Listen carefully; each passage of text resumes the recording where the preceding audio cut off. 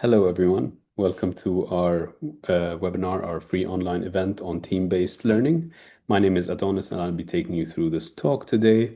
So on this talk, we're going to be talking about team-based learning. So we will go through the agenda displayed here. So it's just going to be a review of what team-based learning is, how does it work, an example of team-based learning in practice, and how Lecturio can help you implement team-based learning in your teaching.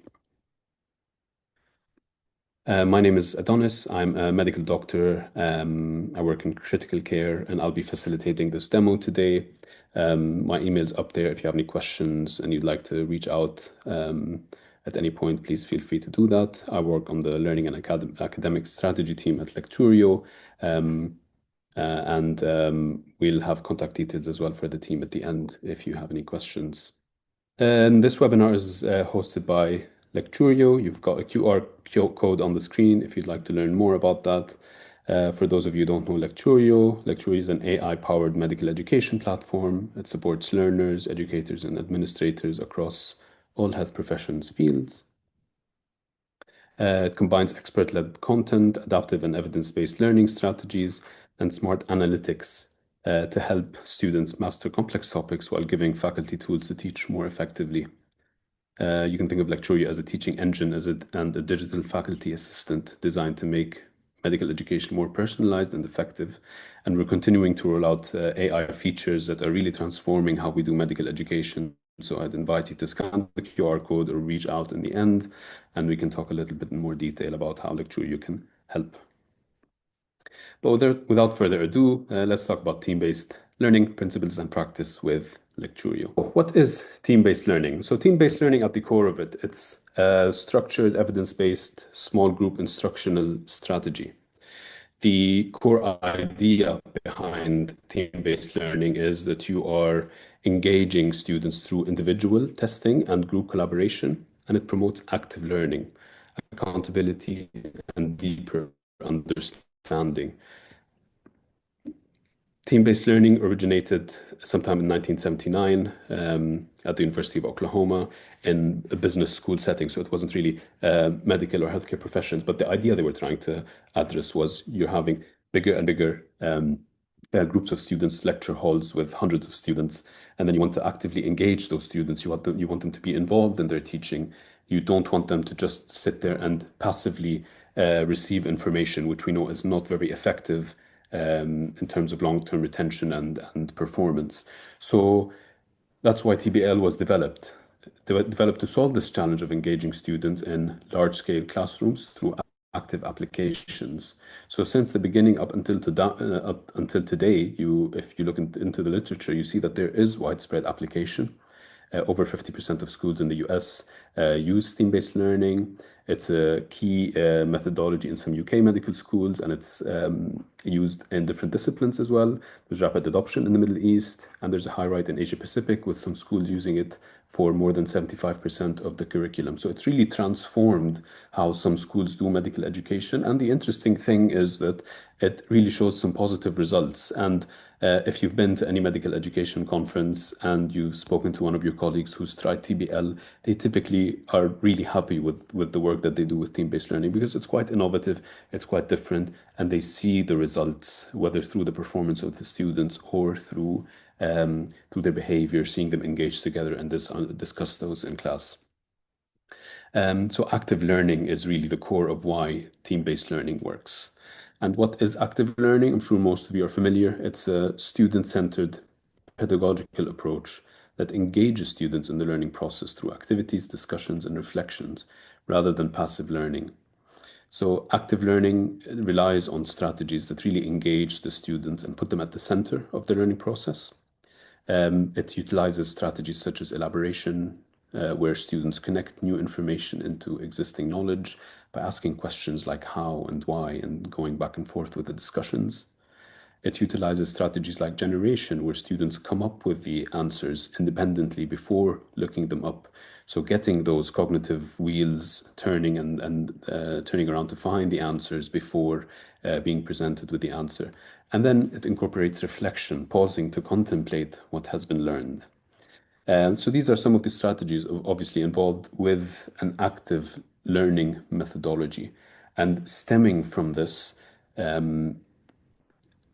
we have developed small group learning methodologies such as team-based learning, among others, that were deliberately designed to facilitate active learning by ensuring high levels of engagement and resulting in positive educational outcomes. So these small group learning methodologies, among which TBL is the one we're going to be looking at today, it promotes peer collaboration. So it promotes this accountability. There's deeper conceptual understanding because you've got lots of elaboration and generation and reflection kind of happening and discussion, um, interactive discussion with the colleagues, where you encourage students to articulate and refine their reasoning, and it shows improved outcomes. And these are linked to higher retention and better application of knowledge. And it's not a strategy that came out of the blue, you know. It's really underpinned by core theoretical foundations like social constructivism, where we utilize these network of the students, the social nature of group learning to construct their knowledge. The students are really building this knowledge together. It touches on cognitive learning, using these difficult problems to interrogate knowledge gaps in the relevant settings. And it builds on schema theory, where students integrate new information into existing structures through elaboration. So it's a group of students engaging together in discussion, guided by their curiosity, facilitated by yourselves or your colleagues to help them get there in a structure that has been tried and tested and that works quite effectively. And why does team-based learning work? There's been lots of evidence and research around team-based learning and the efficacy of it. The implementation of TBL allows for maximal participation and optimal learning in a safe, stimulating environment. So we see enhanced academic scores. So it's linked to better test performance and end of course grades. We've got high student engagement. Students are at the center of this. We see higher motivation and satisfaction compared to traditional lectures. We do see great knowledge retention because it facilitates this deeper understanding and long-term knowledge retention. And there's lots of clinical application. So we know that this is a struggle that we get with our students, that sometimes it's not easy to make things appear clinically relevant. Some, you know, the boring physiology of the basic sciences might not immediately be apparent to the students in terms of its significance. So when you put these things together, give students an exercise or some exercises that are realistic or things that they will see in a clinical environment, students really like that, and it really improves their motivation. And TBL is a wonderful way for us to incorporate all of these things together. So that's a summary of what team-based learning is. And I've got a handout here, the first handout that we're going to share a link to in the chat as well. So this is just kind of a brief summary of what team-based learning is and the general idea behind it. If it's a good resource to have at hand if you want to just, you know, get a refresher of what the general principles of TBL are. You can just download that resource and save it and view it later if you want, or just scan the QR codes. So that's generally a summary of what team-based learning is. So how does it work? What is the structure of team-based learning, and how, you know, how does it work in practice? Initially, setting up the team-based learning environment, the TBL environment, you need to ensure that you've set up the groups because you want to promote and to ensure the accountability and the active engagement. So these are 4 to 7 students per permanent heterogeneous team. So you set up these groups ahead of time, and they're going to be the groups that can have this TBL throughout, you know, the semester or the course. You need the facilitators who are going to act as a guide on the side versus a sage on the stage. And this is really, really important. Remember, what we're trying to do here is we're trying to move away from the classic traditional lecture where you are there as an expert to provide the information, but you are there as a facilitator. You are there as a guide on the side. And there's plenty of resources out there about, you know, being a good facilitator as opposed to the expert in the room. But this is the essential part of your role, basically, which is be a good facilitator and allow the students to get those answers and discussions And then you can prompt and probe as needed to keep that discussion going. And you need to set up the resources, obviously, which we'll discuss a little bit more in detail as we go through the different phases of TBL, as well as the digital resources, and we'll see how Lecturio can fit into that environment. So in general, if you're not familiar with the structures of team-based learning, we can think of it as three distinct phases. The initial phase, phase one, is the pre-TBL preparation. So this is the phase that happens before the class. So we think about the flipped classroom kind of approach where the students get started before. This is where the students prepare the core content that is important for team-based learning. Phase two is the readiness assurance phase, which includes IRAT and TRAT, individual readiness assessment test, and the team readiness assessment test. The purpose, as you can guess from this phase, is to ensure that the students are ready to enter phase three, to ensure that the students have the essential, the core information from the pre-content, and that they've reached a certain level of competency before they can go into phase three, which is the application exercises. So the idea is that you're building the foundational knowledge, you're making sure that the students have the foundational knowledge,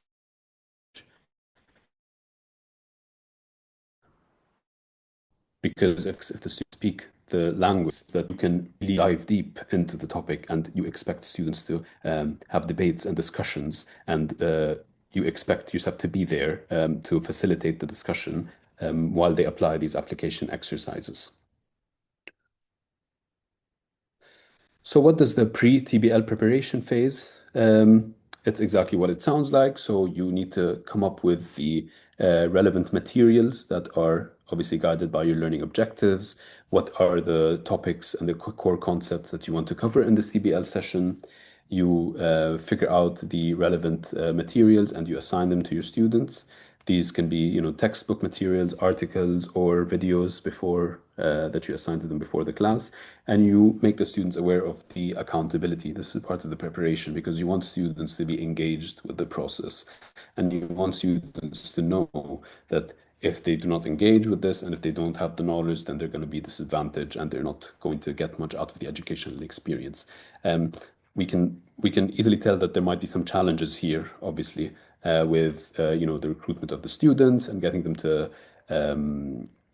just join in and tune into the process, which is a challenge that obviously we do face. But once they do get into it, and once you do figure out a way to engage the students, then this is how they can prepare for this TBL session. So this is the pre-TBL preparation. Students prepare the relevant knowledge, and then they come into class for phase two, which is their readiness assurance phase, which starts at the beginning. Now, the readiness assurance phase has essentially a couple of steps. Initially, students complete their individual quiz. That's the individual readiness assessment test, which is a simple, normally a single best answer assessment where students fill in these questions that really reflect, again, guided by the learning objectives and ensuring that that the students have accumulated or that they have received these core concepts. Following that, the students complete the TRAT, which is the Team Readiness Assessment quiz. And this is an identical test to the individual assessment. And the logic behind this is that now students have come with their answers, the answers that they have come to based on their preparedness, their preparation, and their understanding of the concepts.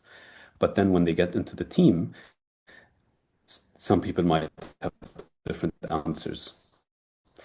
And with those different answers comes different discussions. And the idea of this is that the teams need to iron out these differences and iron out these discussions and try to get to a unified answer that they will later present.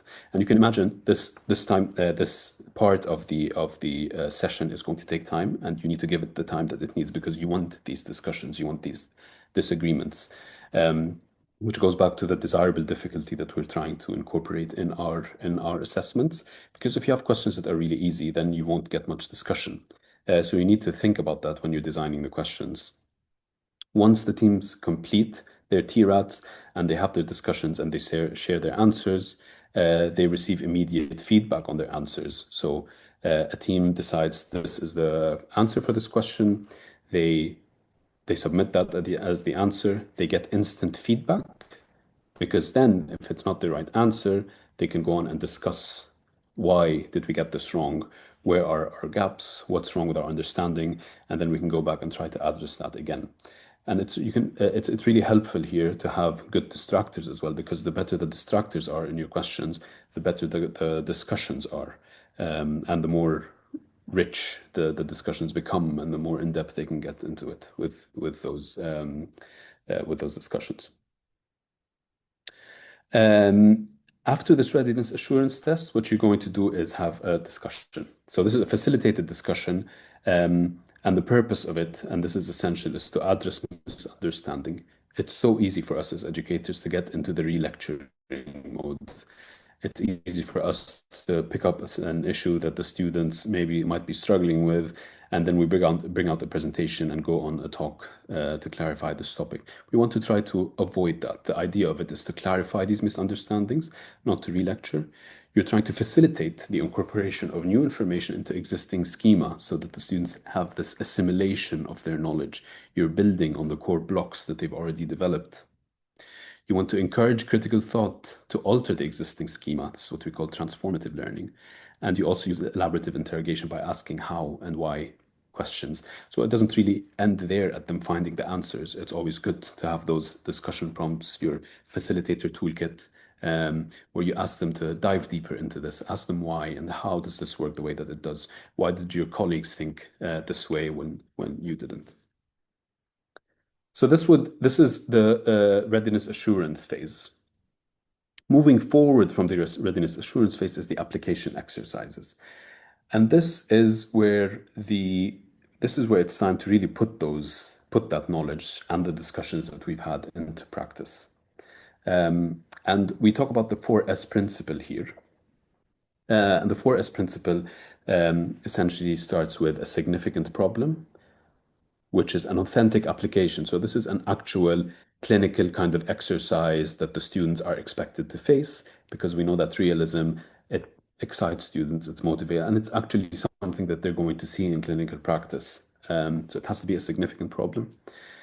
It has to be the same problem that all the students work on, because you want to give them a problem that is significant, but also that has nuances within the responses and nuances within the data that you give them, enough nuances to generate a discussion. And that can only happen when there's the same problem. The specific choice, so that specific choices, the students have to make the specific choice so that they can also defend it, and that they can also debate it, and they can try to find evidence for it. And a simultaneous report. Everyone has to be reporting it at the same time to encourage accountability and that people come up with their original thoughts. And this part of the TBL is also an open book part of the session, because you want students to come to it. So it's not as simple as coming up and finding some answers to questions. It's about engaging that thought, going on the higher levels of that Bloom's taxonomy, really trying to use that knowledge into some specific applications. And in this session, in this part of the session, what you want to do is think about some of these effective facilitation strategies. So you think about the inter-team discussions where you model interactions. So this could look something like, it looks like as though you may have a different view. I'm wondering what you are thinking. So encourage them to bring out these thoughts into the open. Encourage them to discuss why they chose a certain answer over the others, surfacing the logic or the gut feel behind their choices. So it involves a lot of probing, and it involves them trying to get into that mindset of explaining why they thought this way. And they are in a team, of course, so there is going to be a lot of learning from each other and that peer collaboration that we spoke about. And Socratic questioning is an excellent tool where you can say things like, please tell us a little bit more about your thinking. What would make this application better reflect your work? How would you make an argument against the answer your team has chosen? So you need to think about this, and again, going back to the concept that it's not a checklist exercise where there's a certain concept and you've ticked it. It's about diving deeper. It's about stimulating, getting these discussions, and it's about getting the students to think deeper and question their thinking and dive deeper. So this is why strategies like TBL, we refer to them as active learning strategies, because it's very different. It's not just the setup and the structure and the activities that we do. It's what goes on inside, all the cognitive effort that students have to put in, which makes TBL a great strategy to try and work with. So we've spoken about the phases of TBL. We've spoken about generally what TBL is. What better way is there to just illustrate kind of TBL in practice? So we're looking at an example of a medical school TBL looking at respiratory physiology and obstructive lung diseases.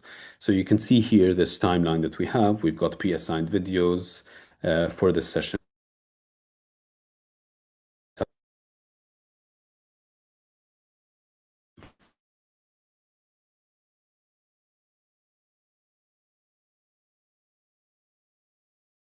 We're going to do 4 videos. That means are going to 2 hours to complete this. And then we will have a facilitated discussion following the readiness assurance test. After this, we'll have another 2 to 3 hours of application exercises where they've got the question that they need to answer, and then followed by facilitated discussion for the application exercise. And then if you have some time, and if you do want to do a mini lecture, that can happen at the end. But the core of it is these first 4 steps, going from the pre-content to the readiness assessment, and then finally to the application exercise. So looking at phase 1, this is an example of what it could look like. So we've got a few videos on Lecturio, for example, that go into the introduction of respiratory physiology, the mechanics of breathing, obstructive lung diseases, asthma, and so on. So you would pick your videos, pick your resources, and assign them to your students. They then come to the class where they look at where they go through the individual readiness assessment test. And when we're designing the question, we also always have to remember we have the question stem, we have the different choices with good distractors, we have a clear, correct answer, and we provide the rationale. This is because we want to be able to allow the students to give them that corrective feedback. They obviously don't get access to this feedback until they've submitted their responses, but then they can use this as corrective feedback and get their discussions going.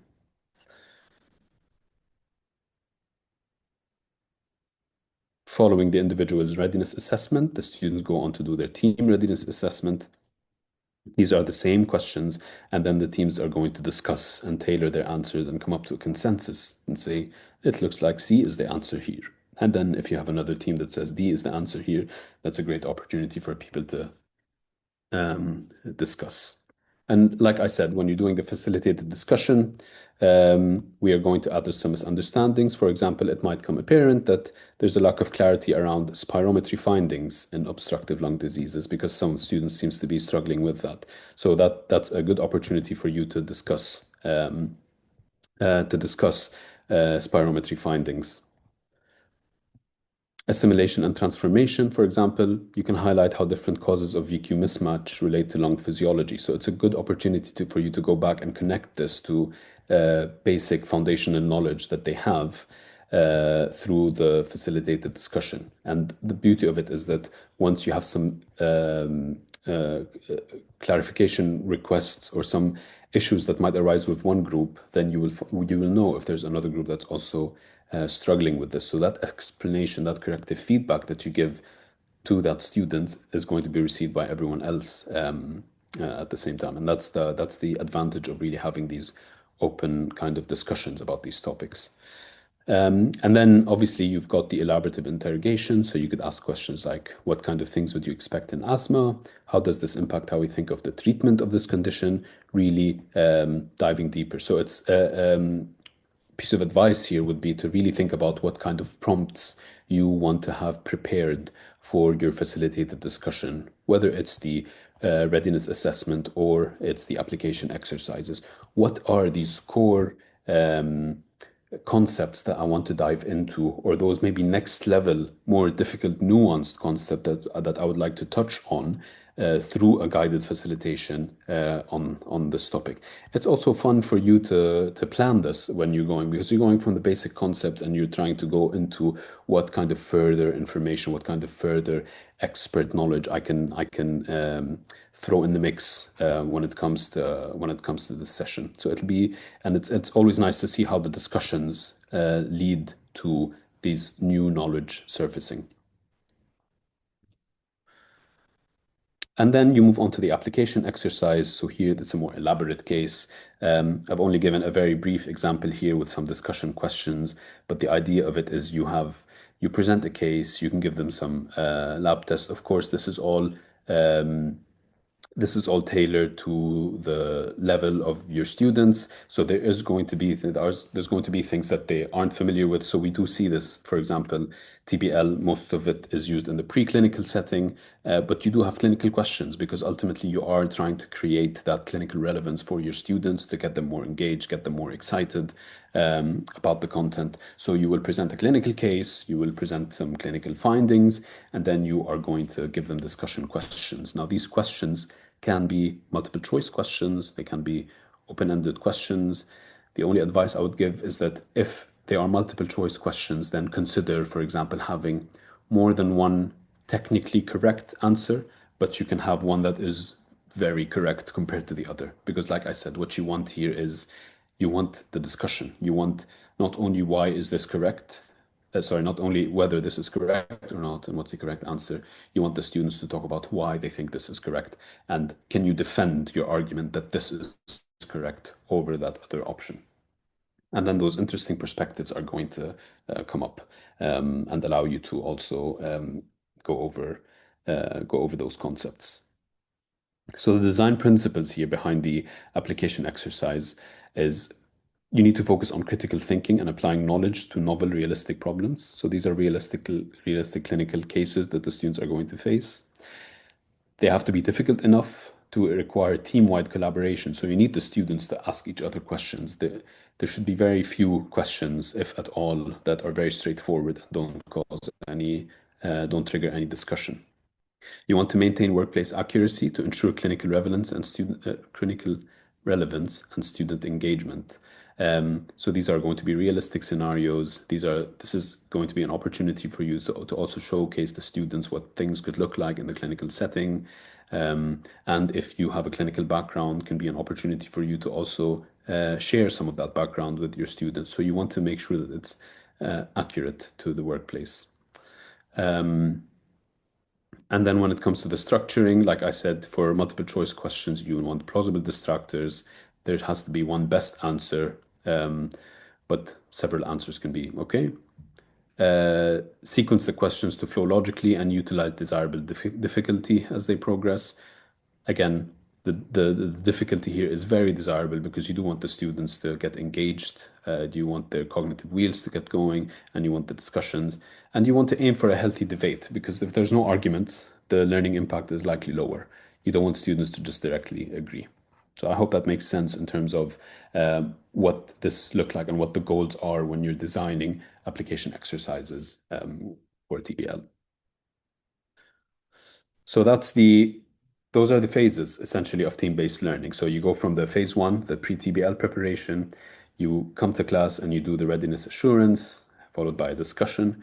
Once you're happy that the concepts are kind of clear, you move on to the main section of the TBL session, which is the application exercise, where you use a clinical situation, a realistic scenario. You get the students to collaborating, come up with the answers, and then defend and conduct this facilitated discussion.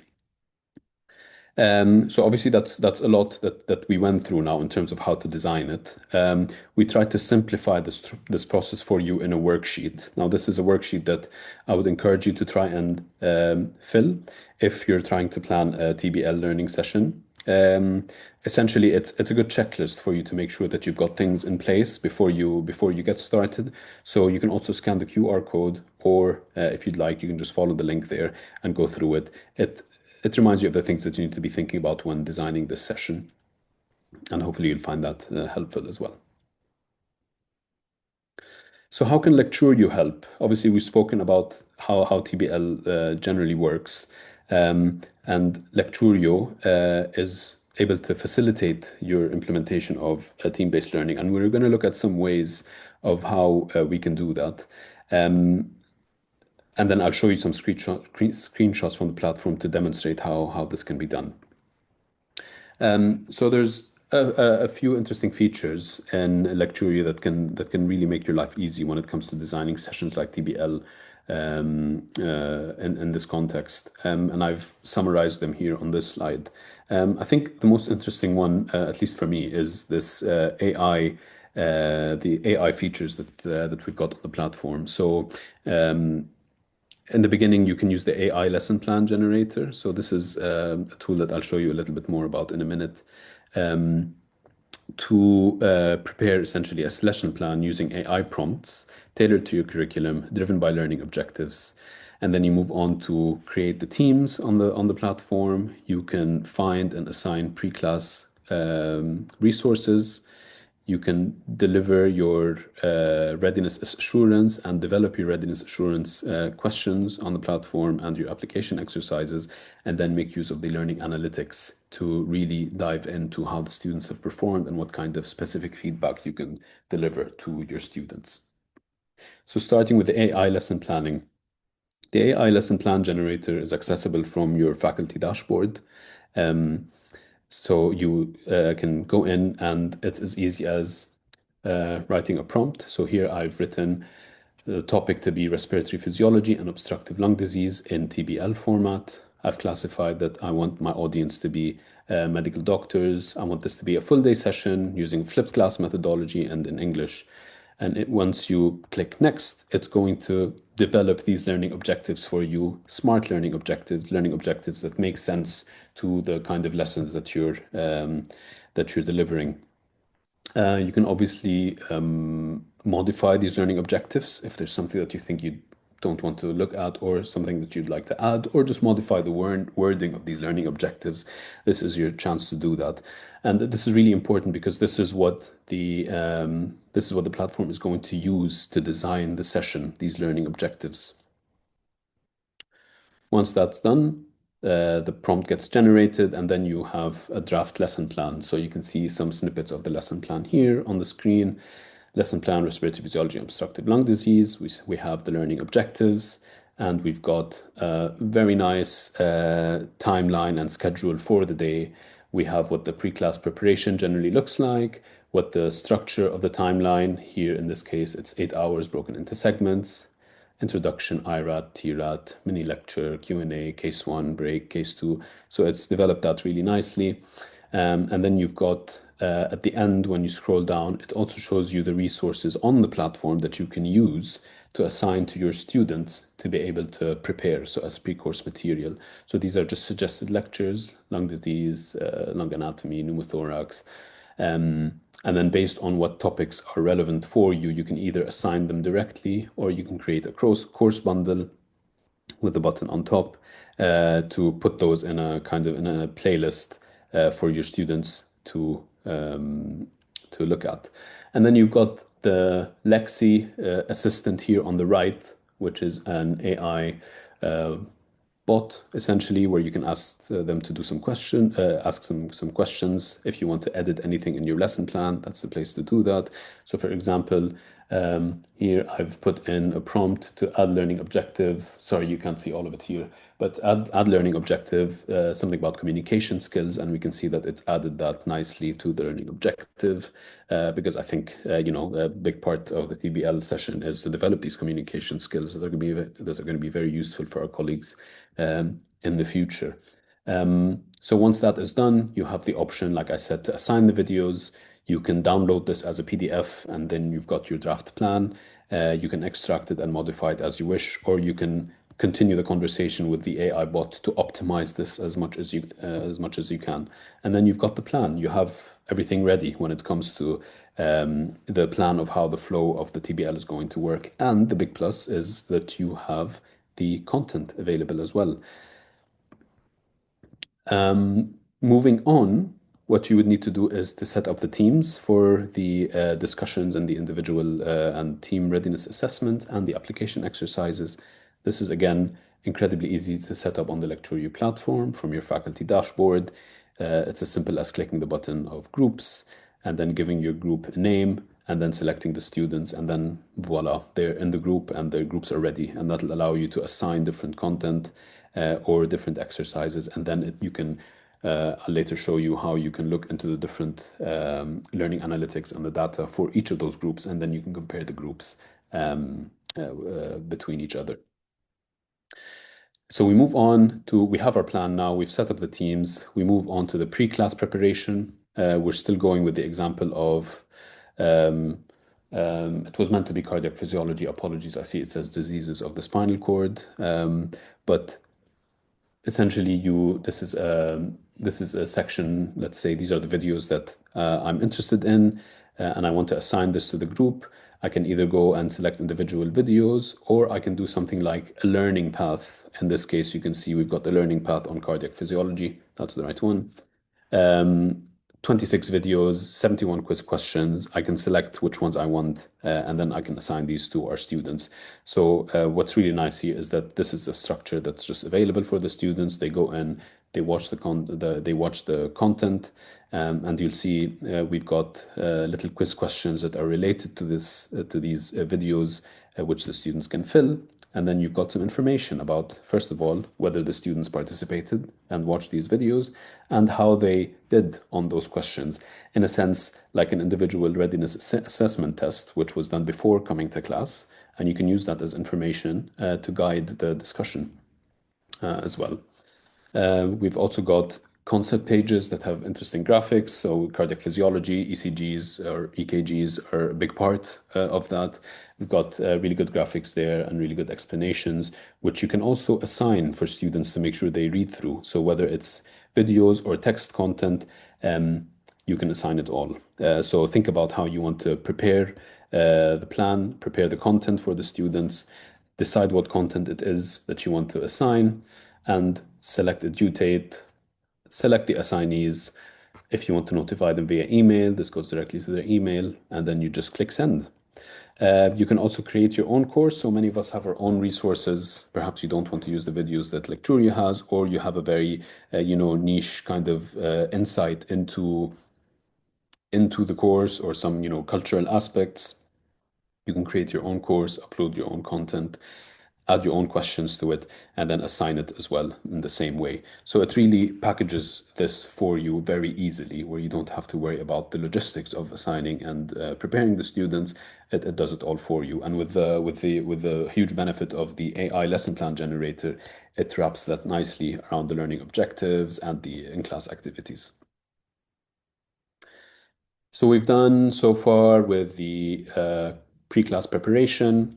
We move on to the readiness assurance. Now, these are just a few screenshots showing you what the questions look like on our platform. So these are some of the multiple choice questions, the quiz questions that come immediately as a pop-up after the videos. So these test the knowledge acquisition of the students immediately after they watch the video. There's a confidence rating as well. An added benefit is this goes into their own spaced retrieval algorithm. So in a couple of days, the students will be prompted to review this information again. So again, looking at spaced retrieval, this extends beyond the context of the team-based learning session. They will continue to be tested on these materials to ensure that they retain them on the long term as well. And these are great questions. They're simple questions. They're little quiz questions that you can use for direct understanding of the knowledge of the students. And then we've got our question bank, which is a little bit more in-depth. So these are questions with clinical stems, multiple choices, and explanations. So essentially the exact architecture of what you would need for individual and readiness assessment tests for your students for the readiness assurance. You can also use these cases, the more difficult ones perhaps, for your application exercises. And we've got a large database of questions in our question bank that you can look into. But there still might be things that you might feel are not exactly what you're looking for. And this is where the feature of the AI question generator would definitely come in handy. So the way this works is, again, quite simple. You set up the essential basics. For example, I am looking for a preclinical type medical question around the cardiovascular system, which you can see the settings I've set up here. Cardiovascular system, I want it within the discipline of physiology. Let's put some diagnosis and management, and then I've entered a few keywords. For example, clinical presentation of a patient presenting in hypovolemia from fluid loss. Please focus on implications on cardiac physiology and the best way to manage accordingly. Perhaps not the best prompt, but good enough for the AI to generate something that I can look at. It shows me the prompt that it's going to use, and then it generates the question. Again, this is AI generated, gives me a clinical case, patient coming in with vomiting and diarrhea, low blood pressure and tachycardia, evidence of dry mucous membranes and dehydration. What should we do? And the answer is give some fluids. Probably a simple case for what you'd want in readiness assurance or application exercise, but then you can make this more difficult. You can give some feedback um, to the AI as well and get your questions improved. You can also modify these questions, extract them, assign them to the students, and there you go. This is a lovely feature to play around with, particularly if you're interested in designing questions and the higher kind of difficulty questions. You can always improve the prompts with the AI and then use those as the guide, the initial, the foundation for the questions you're going to be using for your TBL. For the another thing on the application exercises is, the concept pages that we have. We know there's difficult concepts like the Frank-Starling curve. The graphics that we've got there and the resources that we've got there can really provide some excellent open access resources for your students when they are engaging with that open book discussion, so that they can refer to these resources. They can look at them. You can use these as discussions. You can put this up on a slide and go on a little bit of a discussion of the nuances of the pressure volume loop and how that could look like in this particular case, and what they would expect to happen with the volume and the pressures when you provide some fluids. So you can do all of that with the graphics and the features that we've got on the platform. So that's incredibly useful. And then everything essentially that we've done feeds into the learning analytics. So all this engagement, all the usage of the data, watching the videos, answering the quizzes, responding to the Q bank, and so on and so forth. Everything gets logged into the platform and gives you some excellent insights into your faculty dashboard, so you can utilize those learning analytics. And you can drill into the specific details. You can look into the specific questions. What are the issues? What are the crunch points that the students seem to be struggling with? You'd expect them to be struggling with, for example, certain concepts. And then you go into those the TBL session, that discussion session, primed with the knowledge that this seems to be an area that I want to focus on with my students. So then when that discussion starts trending into the direction of that particular topic, then you know that you're going to need some more facilitation here and you might need to share some more resources. So it really helps you give that data-driven kind of approach to a TBL or a discussion session. Again, we've summarized all of this really nicely in a best practices document for you to see how Lecturio specifically can help, which you can access to the QR code or again in the link. And that essentially is a summary of how the features of Lecturio can help. Now, I understand it might be too much, especially if you haven't done TBL before. So I would again encourage you to just reach out to us. We'd be much more than happy to go through this with you and then show you how you can actually implement it.